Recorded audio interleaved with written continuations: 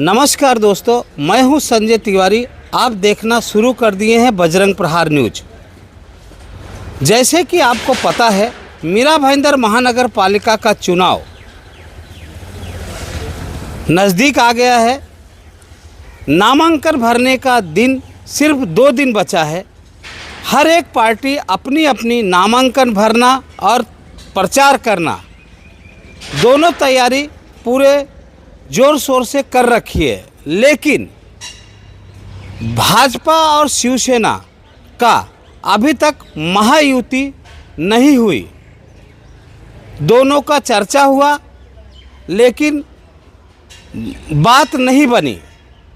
आज विधायक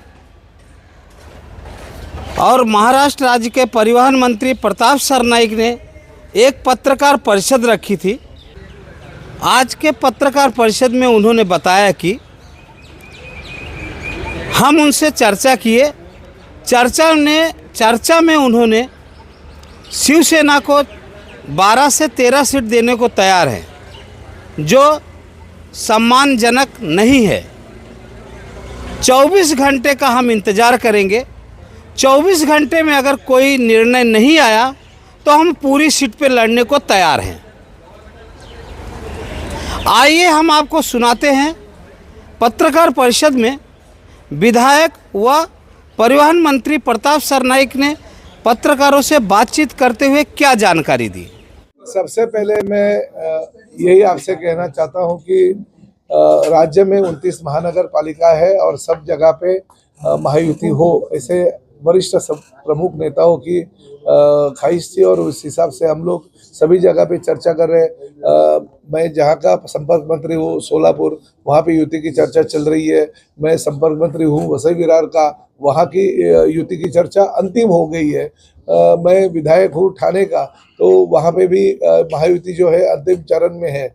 मगर मीरा भाईंदर शहर में जिस क्षेत्र का मैं विधायक हूँ वो चर्चा आगे बढ़ नहीं रही थी। तो भारतीय जनता पार्टी के नेता और प्रदेश अध्यक्ष रविंद्र चौहान जी ने एक पत्रक निकाला। उस माध्यम से उन्होंने 3 लोगों की समिति बिठाई थी और वो समिति के माध्यम से हमने चर्चा के लिए शुरुआत करने के लिए मैंने फ़ोन किया। तो फ़ोन आदरणीय नरेंद्र मेहता जी ने उठाया नहीं। फिर मैंने रविंद्र चौहान जी को फ़ोन किया, तो रविंद्र चौहान जी ने बोला आपकी क्या मांग है। तो मैंने बोला कि जैसे थाना में है वो भाई उसी तरह से यहाँ पे होना चाहिए, ऐसी मेरी मांग है। तो उन्होंने बोला उसके लिए तो वो तैयार नहीं है। मैंने बोला अगर आप राज्य स्तरीय नेता हो तो उनको समझाना चाहिए। अगर ठाणे के शिवसेना के नेता अगर मानते हैं तो मीरा भाईंदर की भारतीय जनता पार्टी के नेताओं ने मानना चाहिए। और इस तरह से उन्होंने फिर शायद उनको फ़ोन किया रहेगा। तो मुझे फ़ोन आया और बोले कि ठीक है आप बोलिए कभी मिलना है। तो मैं बोला चलो मुझे बताइए शाम को, कभी भी मैं आ जाता हूँ मीरा भाईंदर। तो उन्होंने बोला कि 5-10 मिनट में बोलता हूँ, मगर उन्होंने मुझे बताया नहीं। डायरेक्ट कुछ प्रेस कॉन्फ्रेंस आपके पास ली और कुछ शर्तें उन्होंने रखी थी। तो पहली शर्त थी कि जो शिवार गार्डन है वो हमें दे दो। भाई वो तो शिवार गार्डन किसका है, क्या है, कौन चलाता है, ये तो मुझे पता नहीं। मगर मैं भी फिर जरा थोड़ा सोचने लगा कि बाबा ये क्या चीज़ है। तो डीप में गया, कुछ कागजात मैंने मंगाए। तो पता चला कि 2003-8-2004 में जो ठहराव हुआ था वो ठहराव पे आदरणीय नरेंद्र मेहता जी की सही है, जब भी वो उस महानगर पालिका में नगर सेवक थे। मोहन पाटिल की सूचक करके और अनुमोदक के तरफे नरेंद्र मेहता जी।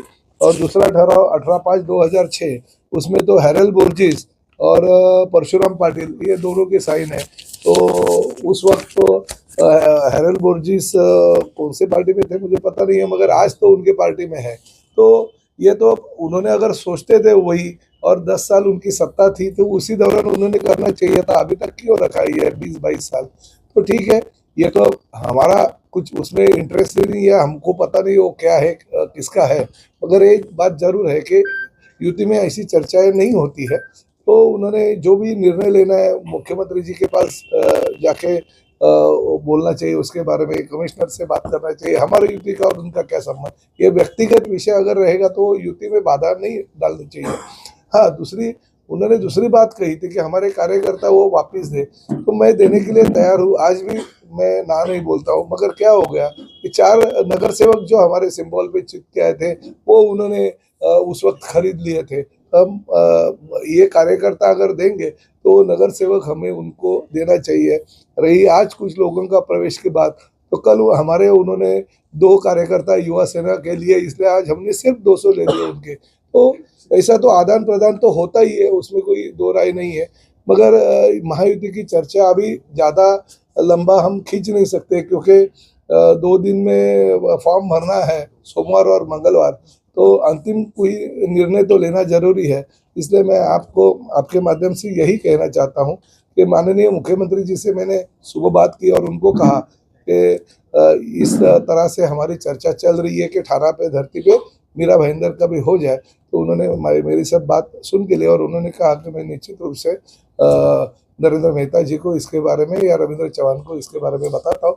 तो मेरे ख्याल से आज कुछ ना कुछ निर्णय उनका आ सकता है, मगर मैं फिर भी हमको कुछ ना कुछ अल्टीमेटम तो देना पड़ेगा। तो हम यही सोच रहे थे, कल अगर 24 घंटे में वो अगर अल्टीमेटम जो भी है युति के बारे में अगर कह देंगे, तो अगर युति से लड़ना है तो युति से हम आगे जाएंगे, और नहीं अगर उनको उनकी इच्छा है तो वो भी उनके बलबूते पे पूरी की पूरी जगह लड़ सकते हैं। हम भी हमारे बलबूते पे पूरी की पूरी जगह लड़ेंगे। मगर मेरा यही कहना है कि राज्य में अगर महायुति हो रही है तो मीरा भाईंदर में होनी चाहिए। और दूसरी ये बात है कि मैंने उनका फोन आया नहीं, फिर उनके भारतीय जनता पार्टी के जो जिला के अध्यक्ष हैं उन्होंने मुझे फ़ोन किया और बोला कि आप 6 बजे आ सकते हो क्या? तो मैंने बोला ठीक है, मैं पहुंच जाऊंगा। बराबर 6:33 के आसपास मैं उनके भारतीय जनता पार्टी के कार्यालय में पहुंचा। बहुत ही सुंदर और अच्छा कार्यालय बनाया मुझे उन्होंने दिखाया, मेरा रिस्पेक्ट किया, शाल और मुझे बुके भी दे दिया, सम्मान किया। पूरा घूमने के बाद करीबन 20 मिनट उसको लगे, फिर नीचे आए, चाय कॉफ़ी पिलाया, आधा घंटा और रुका। मगर नरेंद्र जी मेहता आए नहीं थे, शायद कुछ काम में बिजी रहेंगे इसलिए आए नहीं होंगे। तो मैं 50 मिनट के बाद में वो आए और युति की चर्चा की, और चर्चा करने के बाद मैंने उनको पूछा कि आप सचमुच की युति करना चाहते हो क्या? तो उन्होंने कहा कि देखिए, ये भारतीय जनता पार्टी अभी दिन ब दिन बड़ा पार्टी बनने जा रहा है, क्योंकि 2017 में जो वोटर थे 5,13,000 थे और आज 8 लाख से ज़्यादा वोटर बढ़ गए, यानी 3 लाख के वोटर बढ़ गए ये 8 सालों में। तो ज़्यादातर ये जो वोटर है हमारे पार्टी को मानने वाले हैं। हालांकि उनको भी 2024 में आपको तो पता है 2017 में ये वोटर बढ़े, मगर 2019 में वो भारतीय जनता पार्टी के टिकट पे सिंबल पे लड़ने गए थे और वो पराजित हो गए। एक अपक्ष कैंडिडेट उनके सामने आई, मगर मैं 83,000 से मेरे कॉन्स्टिट्यूंसी में जीता था, यानी मुझे मेरा शिवसेना का वोट शेयरिंग ज़्यादा था। और साथ ही में 2025 में वो जीते, मगर मेरा जो मार्जिन था वो 1,08,000 का था। तो वोट किसके बढ़े, शिवसेना के बढ़े या भारतीय जनता पार्टी के बढ़े, ये तो अभी वोटर ही बताएंगे। मगर मैंने उनको यही कहा कि अगर आपको युति करनी है तो किस तरह से करेंगे? तो उन्होंने मुझे बताया कि भले 22 आपके सिंबल पे जीत के आए, मगर हम तो अभी आपको 13 जगह देंगे, 13 सीट के ऊपर आपकी सीट नहीं आ सकती, और ये भी 13 सीट जो है ये हम अगर सपोर्ट आपको करेंगे तो ही आएंगे। मैंने उनसे कहा कि आप ऐसे 13 और 12 मत कीजिए, हम ऐसा करेंगे कि जैसे ठाणा में हम बड़े भाई है, हमारी 82 है, आपकी 24 है, फिर भी हम युति करें और हमारे जो जगह है उसमें से भी आपको हम दे रहे हैं जो श्योर आने वाली जगह है। तो उसी तरह से आप हमें दीजिए मीरा भाईंदर में 22 हमारी जो सीटें हैं वो, और हर पैनल में एक एक, या ठीक है थोड़ा बहुत इधर उधर करके। मगर उन्होंने कहा कि ठीक है हम सोच के आपको बताते हैं, मगर अभी तक उनका कोई निमंत्रण आया नहीं। मैं निमंत्रण का इंतज़ार करता था, फ़ोन में साइलेंट पे भी नहीं रखता वो आजकल, शायद फ़ोन आ जाएगा और मुझे पता नहीं चलेगा। तो इसलिए मैं घंटी भी जोर ये करके जोर से बजेगी ऐसा कर दिया है। तो जल्दी से जल्दी उनका अगर फ़ोन आएगा तो मैं उनसे बातचीत करके अंतिम निर्णय लूँगा, क्योंकि आखिर तो आज नहीं तो कल दोपहर तक निर्णय तो लेना पड़ेगा, क्योंकि दूसरे भी कैंडिडेट है, उनको भी कुछ ना कुछ तो बताना पड़ेगा कि फॉर्म कभी भर रहे हैं, क्योंकि कल और परसों 2 ही दिन फॉर्म के लिए है। देखिए ऐसे गलत मत सोचिए, कल तक का इंतजार कीजिए। आपकी तैयारी है? नहीं, तैयारी तो भाई देखिए, तैयारी तो देवेंद्र शेलेकर की भी 95 जगह पे है, तो ऐसी तैयारी तो सब पार्टी को करनी पड़ती है, आखिर सबकी राष्ट्रीय पार्टी है। अरे बाबा, आटी शर्तियाँ भी रहा ही नहीं ना, मैंने मान लिया ना, मैं उनके कार्यकर्ता दे दूंगा, उन्होंने मेरे 4 नगर सेवक जो लिए देना चाहिए एक, और दूसरी जो है वो पहली बात तो शिवार गार्डन किसका है क्या है हमें तो पता नहीं है। हमारे एक आध कार्यकर्ता का अगर यह पदाधिकारी भले रहेगा भी, मगर देने का पवित्र काम जो है 2004 में उन्होंने ही किया ना, क्योंकि उनकी सही है, तो उस वक्त पवित्र ये काम करते नहीं तो ये मौका नहीं मिलता था बोलने का। तो ये पवित्र काम ऐसे ही अगर बहुत सारे किए हैं, उसमें से ये एक है।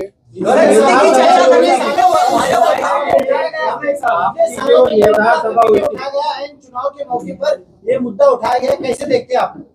नहीं, मुझे और भी इन्होंने किधर कहाँ पे साइन किया हुआ सब ठहराव लेना पड़ेगा, तभी मैं उसका जवाब दे पाऊंगा। क्या होता है, ये इंडिविजुअल जो आरोप प्रत्यारोप होते हैं, फिर मुझे उन्होंने भी बोला कान में, विक्रम भाई ने, कि ठीक है अगर मेरा इतना वो नाम लेते हैं और शिवार गार्डन मुझे दे दो ऐसा बोल रहे हैं, तो उनका भी 7-11 मुझे दे दो, मैं ये उनको दे देता हूँ, ऐसा कुछ बोला है।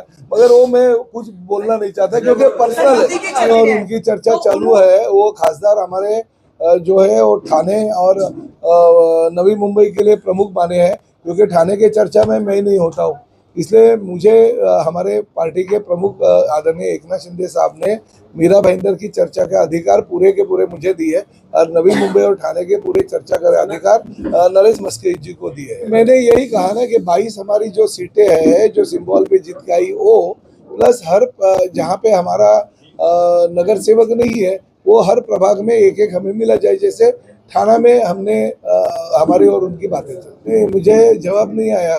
कमिश्नर साहब ने जो कुछ नाम ये किए थे मतदार यादी, अगर आप देखेंगे तो पत्रकार इतना बदलाव मुझे नहीं लगा था इतने जल्दी आएगा, मगर जो गलतियां थी उसमें से बहुत सारी गलतियां 70 to 80% तो सुधारी गई है, और जांच तो हो जाएगी। इसमें मैं पार्टी का प्रमुख हूँ, वो भी पार्टी के विधायक है ना। अरे भाई, राज्य में मैं अकेला मीरा भाईंदर का नहीं, मैं राज्य का नेता हूँ। मैं वसई विरार की युति कर दी है। हम सोलापुर में जहाँ का मैं संपर्क प्रमुख हूँ, वहाँ पे 95% अभी युति की चर्चा अंतिम चरण में है। थाना का जहाँ का मैं विधायक हूँ, वहाँ पे भी युति की चर्चा अंतिम चरण में है। तो मीरा भाईंदर ही क्या अलग है।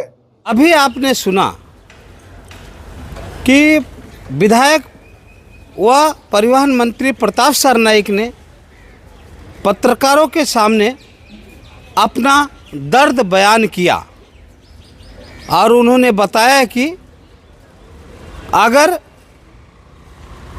सम्मानजनक मुझे सीटें नहीं मिली तो हम पूरे सीट पे लड़ने के लिए तैयार हैं।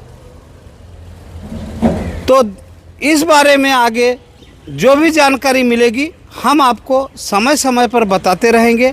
आप बने रहिए हमारे साथ और देखते रहिए बजरंग प्रहार न्यूज़।